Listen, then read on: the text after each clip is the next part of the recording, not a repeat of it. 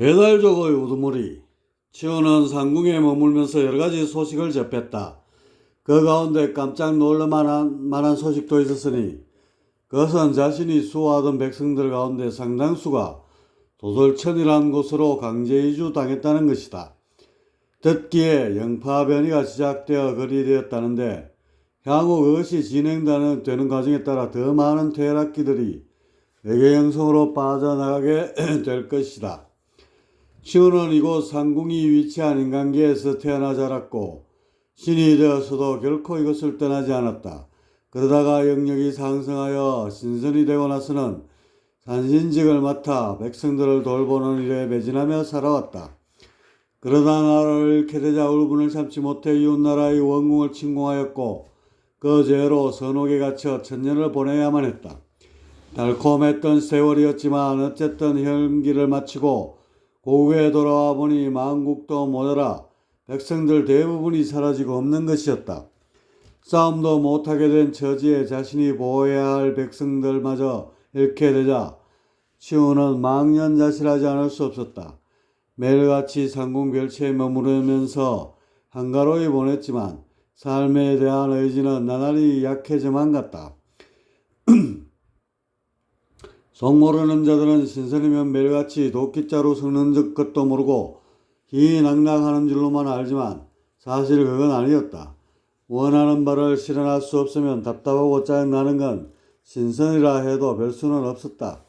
더군다나 하고 싶은 것 자체가 사라져 무기력하게 된다면 삶 자체가 고난의 연속일 것이다.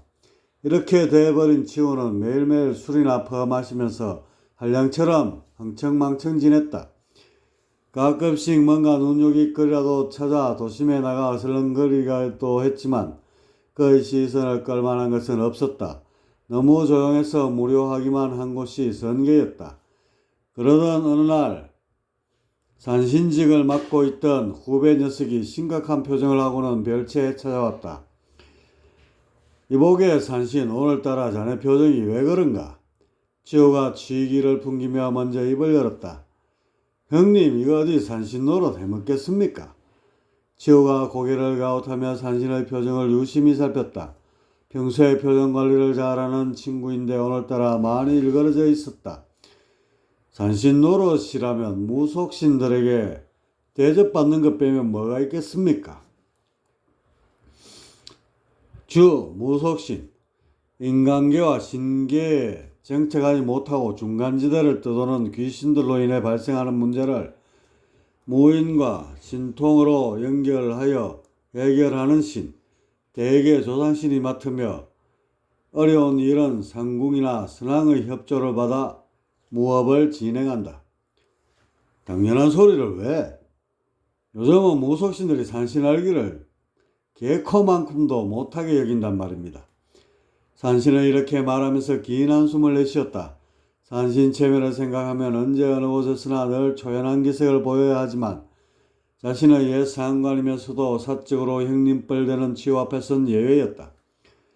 무속신들이라면 당연히 산신을 하나같이 떠받들어야 하거늘 대체 무슨 일이라도 있었는가?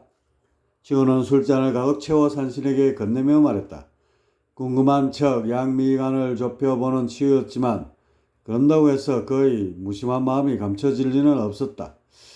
그게 말입니다. 몇 해 전에 포마 신장 하나가 퇴역하고는 이곳 상궁으로 흘러들어왔지 뭡니까? 글쎄 그놈 때문에. 산신은 자신의 소가리를 털어놓기 시작했다. 그의 말을 대충 정리해보면 다음과 같은 얘기였다. 주, 포마 신장. 귀신들이 인간의 몸속에 들어가면 여간해선 찾기도 힘들고 빼내기도 어렵다. 그래서 귀신 다루는 재주만을 전문적으로 익혀 그 계통에 종사하는 신장이 생겨났으니 바로 포마 신장이다. 대개 영역 4천의 저승사자로 있다가 신선이 된 경우에 자신의 전직을 살려 포마 신장이 되는 경우가 많다.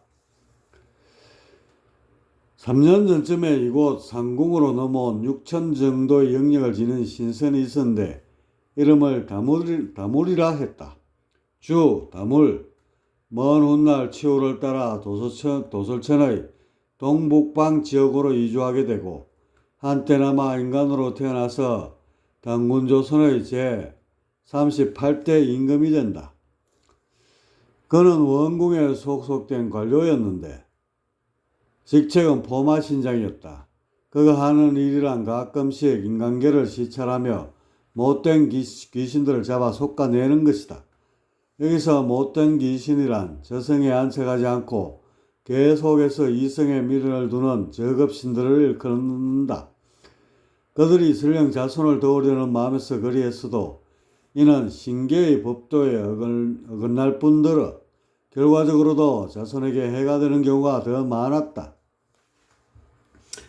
그래서 이들은 늘 단속의 대상이었다. 아무튼 보마신장 다물은 임기를 모두 채우자 퇴직을 하고 친척들이 모여 살고 있는 이곳 상궁 근처로 이주하게 되었다. 여기서 몇 달 보내다가 우연히 인간들이 거행하는 샤머니즘 의식을 목격하게 되었다. 주, 샤머니즘 의식.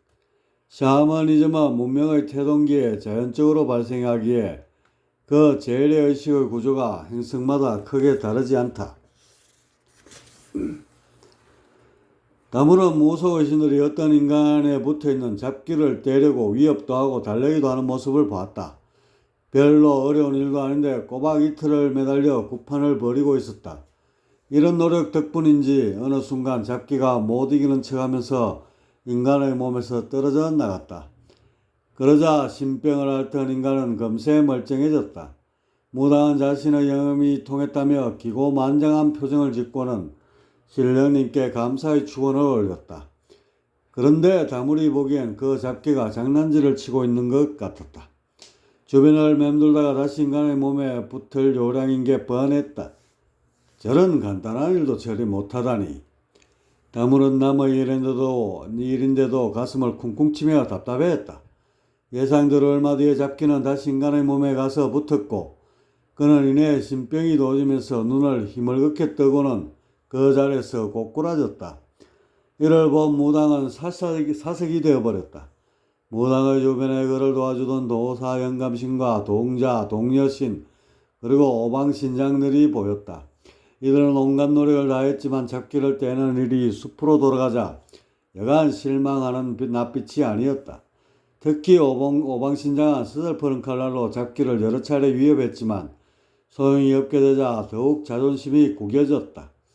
잡기가 인간의 몸속으로 찰싹붙어 숨어버린 이상 잡기가 수월치 않게 되어버렸다. 보다 못한 다물은 곧장 구판에 끼어들었다. 보마신장들이 쓰는 독특한 갈고리를 써서 단번에 잡기를 인간 몸에서 빼내고는 특수기장으로 짠 포망 속에 가둬버렸다. 그리고는 오방신장 가운데 한 명에게 포망을 건네면서 말했다. 이복에 이 거물에 한번 걸리면 절대 못 빠져나가니 이대로 묶어서 성황당에 몇십 년 정도 묶어 놓게나. 오방신장은 갑자기 나타난 다물을 보고는 크게 놀라는 눈치였다. 이들은 모두 다물의 실력에 감탄하며 존경 어린 눈빛을 보냈다. 역시 높고 높으신 분이라 솜씨가 남다르시네요. 어르신 같은 분이 저희 일에 관여하신다면 천지가 개벽할 일이 발생하겠습니다. 도사 영감이 흰 수염을 아래로 쓸어내리며 과장된 찬사를 늘어놓았다. 순간 다물은 마치 자신이 엄청난 권세를 지닌 천신처럼 느껴졌다. 우쭐한 마음에 기분이 날아갈 듯 가벼워졌다. 그날 이후로 다물은 습관처럼 구판을 찾았고 잠시 지켜보다 이 일을 잘하지 못하는 것 같으면 즉시 개입했다. 문제를 막히지 않고 척척 해결해주니 대접이 이만저만한 것이 아니었다. 이런 일이 반복되면서 다물의 이름이 무속신들 사이에 회자듣기 시작했고 그에겐 언제부터인가 천존대왕이란 별칭까지 생겨나게 되었다. 무속신들이 이르니 무당들 역시 천존대왕을 찾는 주문까지 만들어서 입에 달고 살았다. 명산기도처를 비롯하여 구판, 심지어 길을 걷다가도 천존대왕을 엎조렸다. 다물은 어느새 무속의 왕이 되어 있었던 것이다. 다물은 기왕이면 좀 폼 나는 게 좋을 것 같아 옷도 각별히 신경을 썼다. 붉은색 골룡포로 멋들어지게 차려입고 왕관도 금빛을 칠해 번쩍번쩍 빛나게 꾸몄다. 이렇게 멋들어지게 차려입으니 누가 봐도 어엿한 천존대왕이었다. 날마다 다무런 무송의 왕이 되어 인간세에 관여했다.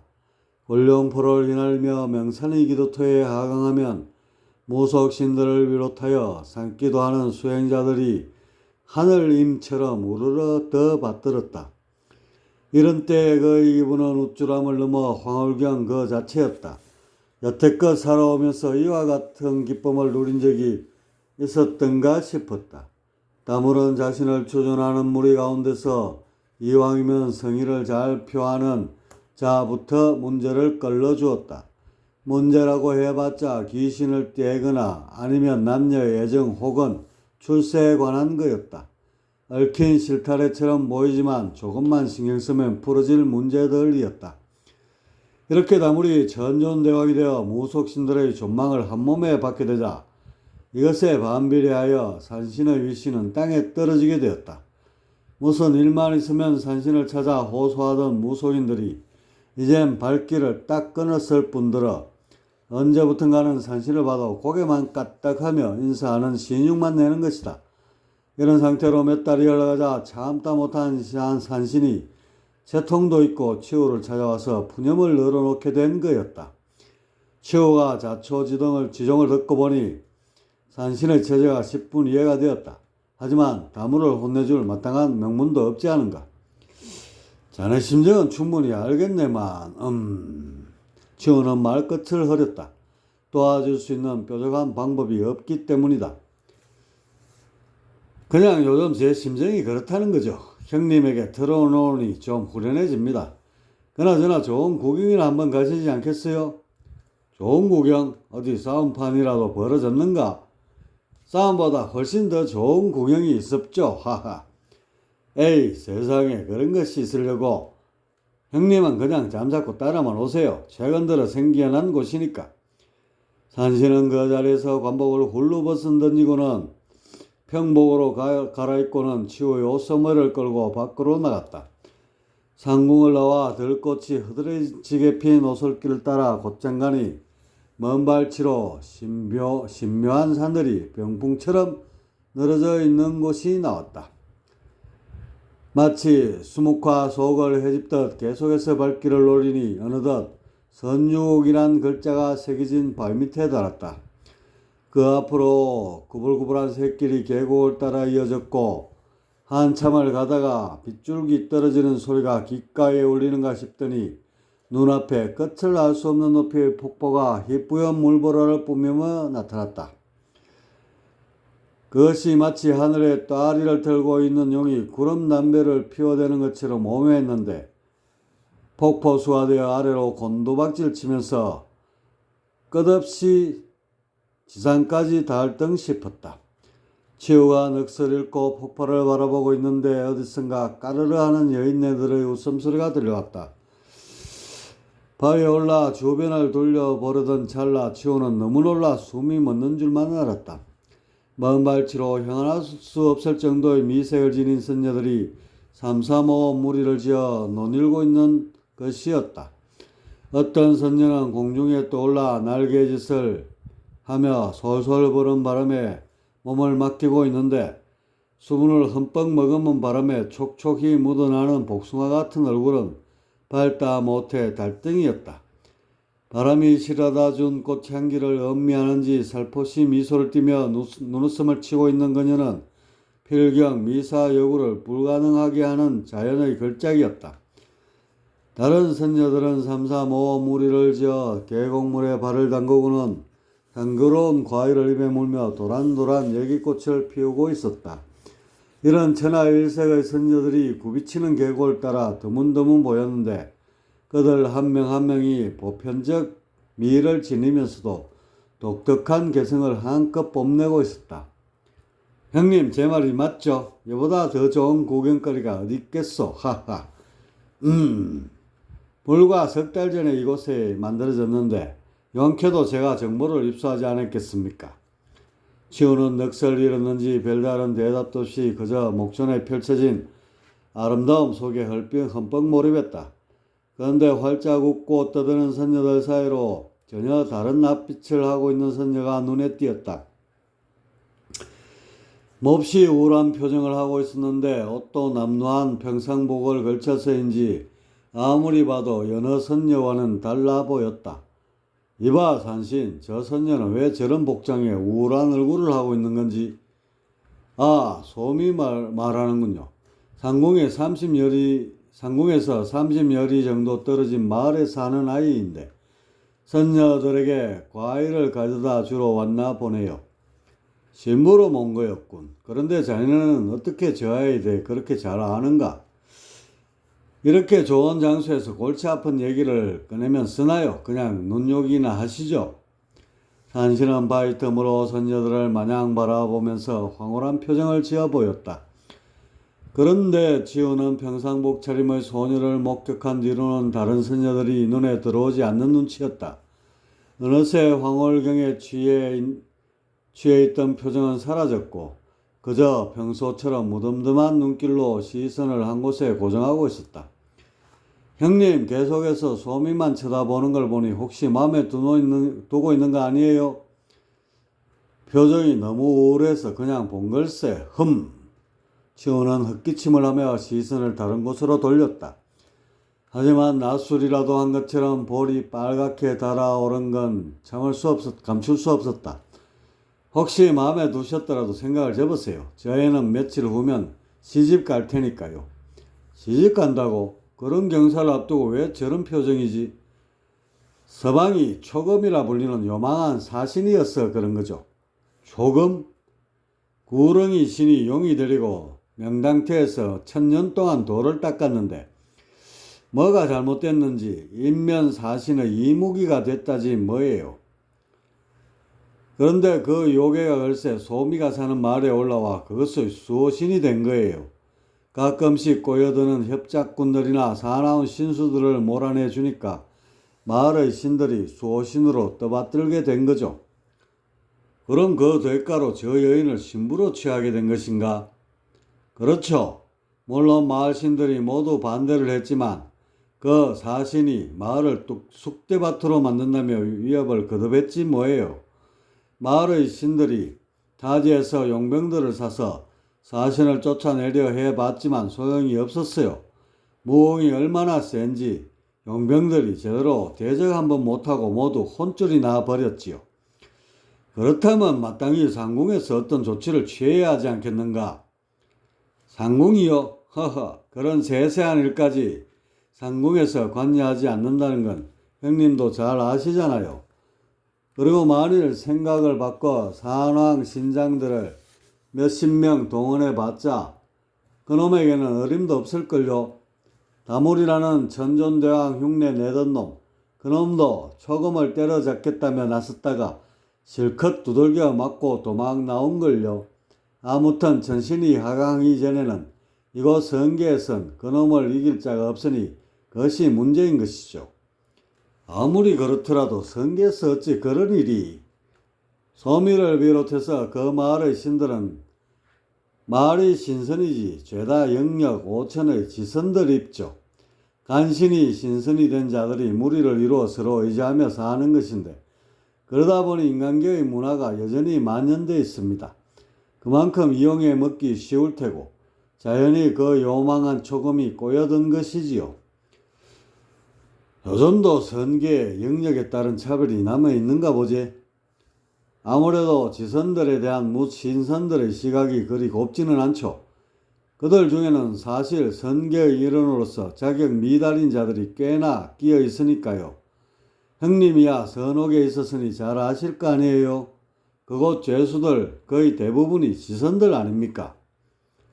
선옥 얘기가 나오자 갑자기 향수병 같은 것이 밀려오면서 치우의 입술이 붙어버렸다. 하긴 산신의 말대로 그곳의 죄수치고 지선 아닌 자가 없었다. 그들이 어떤 경위로 신선이 됐는지는 모르지만 상극적 기질을 다분히 지니고 있는 것만은 분명했다. 어찌 보면 신계와 선계의 중간지대처럼 보였는데 그것이 어찌 선계의 밑바닥에 형성됐는지 모를 일이었다. 소미만 불쌍하게 되었죠. 저희 상궁에도 도와달라고 몇 번 찾아오긴 했는데 힘이 있어야 돕든 말든 할 것 아니에요. 산신을 이리 말하고는 치호의 눈치를 살폈다. 치호는 궁금증이 다소 해소되었는지 좁혔던 눈썹을 펴고는 담담한 표정을 유지했다. 어느덧 해가 뉘엿뉘엿 떨어지기 시작했다. 그와 동시에 휘영청 밝은 달이 반대편에서 솟아올랐다. 형님, 이제부터입니다. 달빛을 받으며 선녀들이 목욕하는 장관이. 산신의 입가에 의미심장한 미소를 띠며 두 눈을 번쩍였다.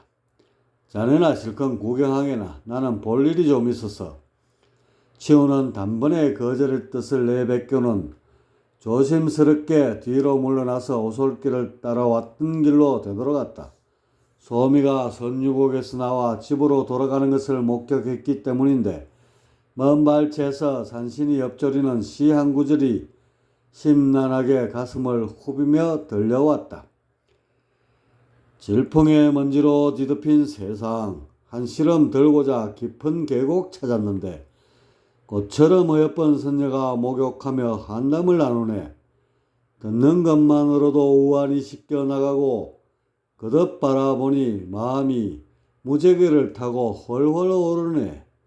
문득 저녁놀이 선녀의 얼굴에 들이우니 달이 부끄러워 구름 뒤로 숨는구나. 신들의 결혼 얘기가 나왔으니 4차원 상계에서의 애정 문제에 대해 잠시 살펴보자. 주, 상계, 3차원 물질의 세계를 현계, 4차원 전기의 세계를 상계라 각각 칭한다. 4차원에서는 종족 보존이 필요 없기에 남녀의 합박이란 것이 없다. 그래서 정신적 사랑이 위주가 된다. 그렇다고 남녀 간의 접촉에서 오는 즐거움이 없는 것은 아니다. 3차원 입장에서 보면 종족 보존의 기능이 상실된 스킨십은 무의미하게 느껴질 것이다. 하지만 4차원 신들의 몸이 뒤엉켜 하나의 태극이 될 때 전해오는 아름다움과 한의는 이루 형언할 수 없다. 더군다나 종족 보존적으로 김이 세지 않기에 더욱 큰 사랑과 감동을 느낄 수 있다. 말로 들어서는 이해가 잘 되지 않겠지만 그렇다고 해서 씨가 없는 내시의 사랑을 떠올리면 안 된다. 4차원에서의 결혼이란 잃어버린 반쪽을 만나 완성을 이루는 창조의 궁극, 바로 태극이다. 여기서 우러나오는 애틋하고 순전무구한 감동이야말로 존재의 참된 의미가 아닐까 싶다. 그런데 문제는 사랑을 나눌 짝을 어떻게 만나느냐는 것이다. 3차원에서는 몸이 어느 정도의 사랑을 만들어낸다. 종족 보존을 위해서 체내의 화학물질이 사랑의 감정을 증폭시키는 것이다. 첫눈에 반한다는 표현이 나올 수 있는 것도 바로 이런 이유에서이다. 생각해보라. 상대방을 제대로 알지도 못하는데 어떻게 반할 수 있겠는가?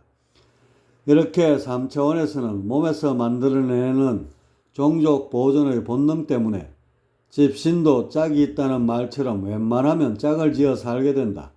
하지만 4차원에서는 이런 몸의 기능이 없다. 그렇게 순전히 정보와 기운만으로 제 짝을 찾아야 한다.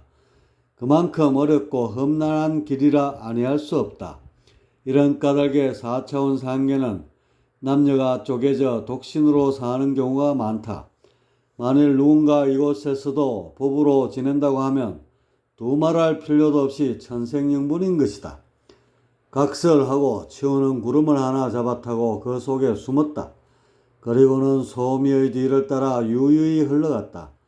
30여 분을 걸어 마을에 도착한 소미는 한 흐름한 집으로 들어섰다. 일정한 공간에 기장을 얼비설기 엮어 만든 집으로 그 구조나 질감이 조잡하기 그지없었다.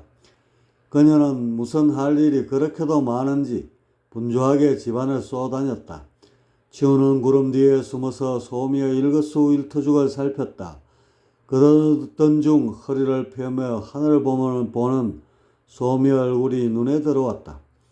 달빛을 받아 반짝반짝 빛나는 그녀의 얼굴은 눈이 부시다 못해 아찔했다.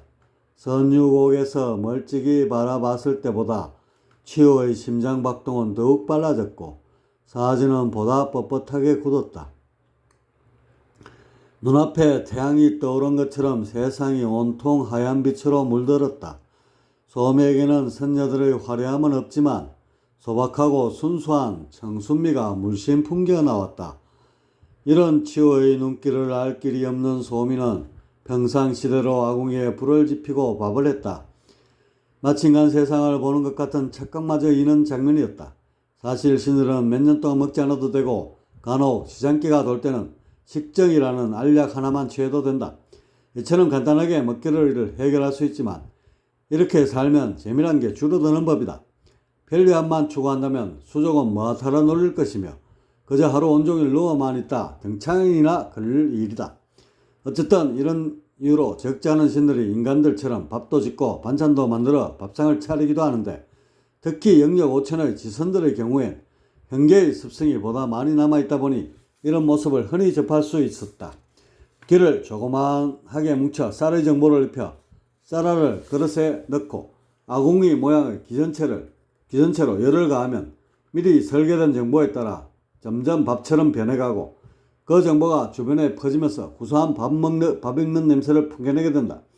그리고 기를 여러가지 모양으로 만들어 그곳에 다양한 맛의 정보를 입히면 반찬이 된다.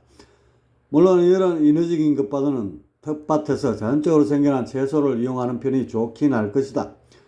어쨌든 이렇게 만들어진 신들의 음식은 사실상 인간들이 먹는 음식과 별반 차이가 없다. 왜냐하면 인간이나 신이나 음식의 맛을 보기 위해서는 특정한 정보를 뇌리에 하는데 이 과정에서 맛이란 것을 상상으로 조작해내기 때문이다. 맛이란 것은 실제로 존재하는 것이 아니라 어떤 자극에 대해 뇌에서 임의로 정해 창조해낸 것이다. 그렇게 밀가루로 만든 떡이나 자갈을 빻아 만든 떡이나 맛에 대한 정보만 살짝 바꾸면 차이가 없게 되는 것이다. 소미는 조촐한 밥상을 차려 방 안으로 들어갔고 달그락거리는 소리가 한 차례 난 뒤 굵직한 점의 말소리가 애처롭게 들려왔다. 얘야, 밥은 무슨 밥이냐? 네가 내일이면 그 요괴놈과 살아야 할 판인데 내가 어찌 목구멍으로 밥이 넘어갈 수 있겠느냐? 이제라도 늦지 않았으니 어여 도망가거라. 아버지, 저라고 왜 그러고 싶지 않겠어요? 하지만 아버지, 그러면 아버지를 비롯하여 우리 마을 신들 모두가 공경에 처하게 될 텐데 선택의 여지가 없잖아요. 소미는 이렇게 말하고는 금세 흐느껴 울었다. 곧이어 아버지의 울음소리도 겹쳐서 들려왔다. 그러더니 점점 대성통곡으로 바뀌었다. 아버지와 딸은 그렇게 서로를 부둥켜 안고 한참을 울어댔다. 다음날 아침이 되자 마을의 신들이 몰려왔다. 노인 3명과 젊은 장정 10여 명이 보였다. 노인이 성큼 다가와서는 아버지의 손을 잡았다. 이보게, 딸 소미는 결코 헛된 희생을 하는 게 아니지 않은가. 이번 혼사만 순조롭게 끝나면 연후 수십 년 동안은 평화로울 것이라고 그 요괴놈이 단단히 약속을 하지 않았나. 더군다나 마을에 필요한 것이 있으면 어느 것이든 마다하지 않고 처리해 준다고까지 했고 말일세. 그러니 대의를 위해 자네가 참게나. 저도 압니다. 존장 어르신. 하지만 하나밖에 없는 제 딸내미가 방년 18세의 나이에 요절하여 이곳에 올라온 지 이제 겨우 10년이 되었습니다. 인간 세상에서 온갖 고생을 하다가 제 명도 못 채우고 죽더니만 이곳에 와서도 저런 흉측한 요괴놈의 신부가 된다고 하니 어찌 가엾지가 않겠습니까? 저마다 타고난 사주팔자란 게 있다지만 이건 해도 너무한 게 아닙니까요? 아버지는 이렇게 말하면서 또다시 흐느끼기 시작했다. 이때 방문을 열고 곱게 차려입은 소미가 나왔다. 아버지, 울지 마셔요. 제발 울지 마셔요. 아버지가 이러시면 제가 어떻게 떠나겠어요. 그러니 부디 눈물을 그치셔요. 소미는 애써 울음을 참는 모양이었다. 시간을 지체해서 좋을 것이 없다고 판단한 촌장은 청년들에게 눈짓을 보냈다. 그러자 청년들이 그녀의 아버지에게 다가가 허리를 굽혀 인사를 하고는 소미의 손을 잡았다. 그녀를 강제로라도 데려갈 모양이었다. 치호는 잠시 소미를 구해줄까도 생각했지만 일단 요괴를 봐야 근본적인 문제를 풀 수 있다고 판단했다. 그래서 꾹 참고 더 지켜보기로 했다. 소미는 마을 청년들의 손에 이끌려 촌장을 따라갔고 뒤에서 이를 지켜보던 아버지는 결국 만영자실하며 주저앉았다. 치우는 구름 뒤에 숨어 조심스럽게 이들의 뒤를 따랐다. 마을의 신들은 하나둘씩 날아오르더니 동네 여기를 통과하고는 뒷산으로 향했다.